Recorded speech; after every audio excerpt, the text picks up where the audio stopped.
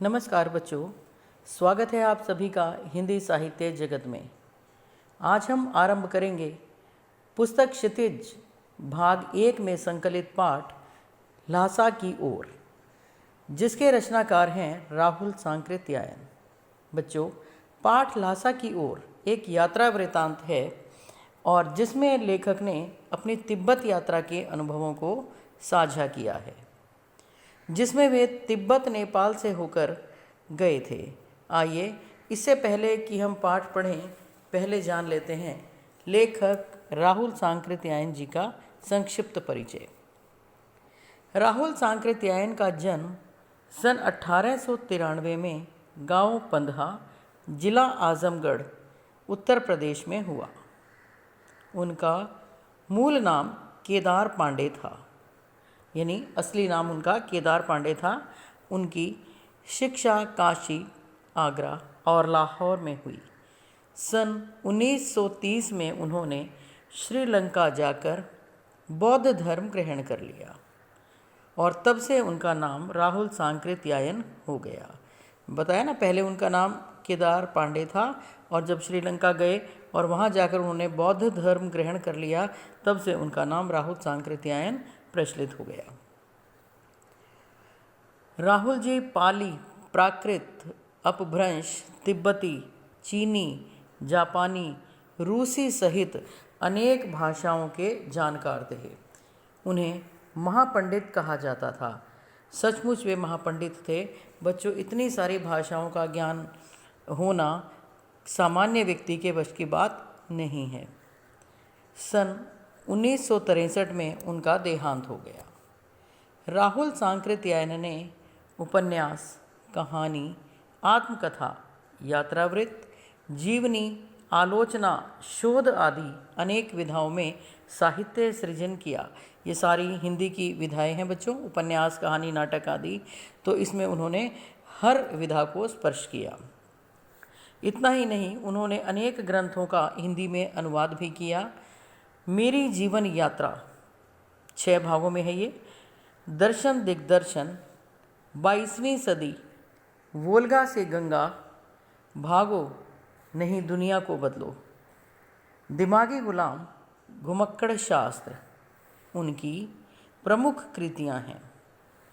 साहित्य के अलावा दर्शन, राजनीति, धर्म, इतिहास, विज्ञान आदि विभिन्न विषयों पर राहुल जी द्वारा रचित पुस्तकों की संख्या लगभग 150 है।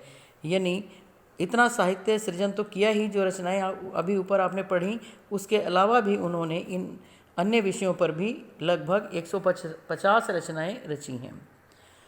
राहुल जी ने बहुत से लुप्त प्राय सामग्री का उद्धार कर अत्यंत महत्वपूर्ण कार्य किया है। तो बच्चों, ऐसा बहुत सा साहित्य जो बहुत ही अनमोल होता है, महत्वपूर्ण होता है, वो लगभग समाप्त होने के ही कगार पर था और जिसके लिए राहुल जी ने बहुत प्रयास करके उसको खोजा, उसे एकत्र किया और समाज के सामने एक नए रूप में उसको लेकर आए। तो ये बहुत ही महान कार्य है। यात्रावृत्त लेखन में राहुल जी का स्थान अन्यतम है, बहुत महत्वपूर्ण स्थान है, उत्कृष्ट नाम है उनका। उन्होंने घुमक्कड़ी का शास्त्र रचा। घुमक्कड़ी कहते हैं भ्रमणशीलता को, घूमने का स्वभाव, और उससे होने वाले लाभों का विस्तार से वर्णन करते हुए मंजिल के स्थान पर यात्रा को ही घुमक्कड़ का उद्देश्य बताया। यानी यात्रा को ही घुमक्कड़ का उद्देश्य बता दिया कि घूमने से, भ्रमण करने से जगह जगह विभिन्न स्थानों पर कि क्या क्या लाभ होते हैं। तो घुमक्कड़ी से क्या क्या लाभ हुए, ये बताते हुए आगे कहते हैं राहुल जी कि घुमक्कड़ी से मनोरंजन, ज्ञानवर्धन एवं अज्ञात स्थलों की जानकारी के साथ साथ भाषा एवं संस्कृति का भी आदान प्रदान होता है।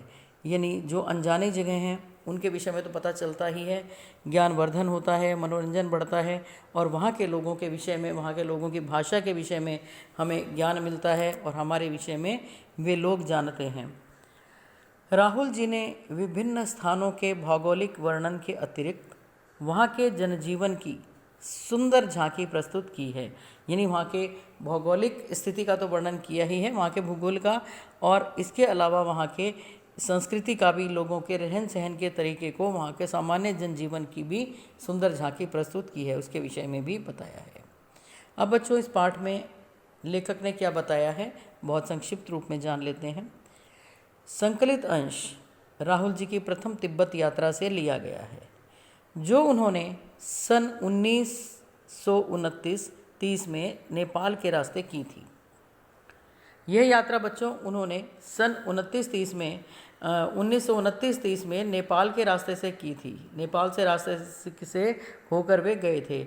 उस समय भारतीयों को तिब्बत जाने की आज्ञा नहीं थी, इसीलिए यात्रा उनको करनी थी और इसीलिए क्या किया उन्होंने, इस यात्रा को एक भिखमंगे के छद्म वेश में किया। उन्होंने भिखमंगा यानी भिखारी के छद्म वेश का मतलब छल वाला वेश या झूठे वेश में किया। इसमें तिब्बत की राजधानी ल्हासा की ओर जाने वाले दुर्गम रास्तों का वर्णन उन्होंने बहुत ही रोचक शैली में किया कि तिब्बत की राजधानी ल्हासा की ओर जो रास्ते जा रहे थे, रास्ते में जो जो कठिनाइयाँ आई, वहाँ बहुत मुश्किलों से पहुँचा गया, ऐसे दुर्गम रास्ते, उनके विषय में लेखक ने बहुत ही रोचकता से बताया है। इस यात्रा वृतांत से हमें उस समय के तिब्बती समाज के बारे में भी जानकारी मिलती है कि उस समय का तिब्बती समाज कैसा था, कैसा वहाँ का जनजीवन था, कैसे वहाँ के नियम कानून थे, कैसे उन लोगों का रहन सहन था। ये सारी जानकारी भी हमें इस पाठ के अंदर मिलती है। तो बच्चों पाठ पढ़ने से पूर्व पहले एक दृष्टि डाल लेते हैं पाठ के शब्दार्थों पर। शब्दार्थ पढ़ने के पश्चात पाठ को समझने में बहुत ही सरलता आपको हो जाएगी। तो आइए देखते हैं। पहला शब्द है डांडा, यानी डांडे का अर्थ है ऊंची ज़मीन। जैसे टीले की तरह से ज़मीन कई जगह ऊंची हो जाती है तो उसको डांडा कहते हैं। थोंगला तिब्बती सीमा का एक स्थान, यानी तिब्बत का जो जहाँ तिब्बत ख़त्म हो रहा था वहाँ का अंतिम स्थान, जगह का नाम है ये थोंगला। भीटे, भीटे कहते हैं टीले के आकार का ऊंचा स्थान। कंडे, कंडे आप जानते हैं हरियाणा में रहते हैं सारे, गाय भैंस के गोबर से बने हुए उपले जो जलाने के काम आते हैं। सत्तू, भुने हुए अन्न, जौ चना जैसे उनको पीस करके उसका आटा बना लिया जाता है, उसे सत्तू कहते हैं, खाने के काम आता है। थुक्पा, थुक्पा भी सत्तू या चावल के साथ मूली, हड्डी और मांस के साथ पतली सी लेई की तरह, यानी पतला लिक्विड सा बना करके वो खाद्य पदार्थ खाने की खिचड़ी की तरह ही होता है, तो उसे कहते हैं थुक्पा। गंडा, गंडा मंत्र पढ़कर गांठ लगाया हुआ धागा या कपड़ा। चिरी, चीरना जिसे कहते हैं फाड़ी हुई। भरिया, भारवाहक यानी भार ढोने वाला कुली। सुमति, सुमति नाम है लेखक के मित्र का जो उसको यात्रा के दौरान मिले थे और उनके मित्र ही बन गए थे। मंगोल भिक्षु थे जिनका नाम था लोब्जंग शेख था। इसका अर्थ है सुमति प्रज्ञ, यानी अच्छी बुद्धि वाला। तो अतः सुविधा के लिए लेखक ने उसे सुमति नाम से पुकारा है। तो बच्चों ये थे इसके शब्दार्थ। आपने बहुत अच्छे से ये शब्दार्थ अपनी फेयर हिंदी की नोटबुक में सुंदर लेख में लिखने हैं। तो आइए अब थोड़ा सा आरंभ करते हैं पाठ को पढ़ना कि इस पाठ में लेखक ने क्या बताया है। आइए शुरू करते हैं पाठ। देखिए, ल्हासा की ओर, पाठ का नाम है ल्हासा की ओर। वह नेपाल से तिब्बत जाने का मुख्य रास्ता है।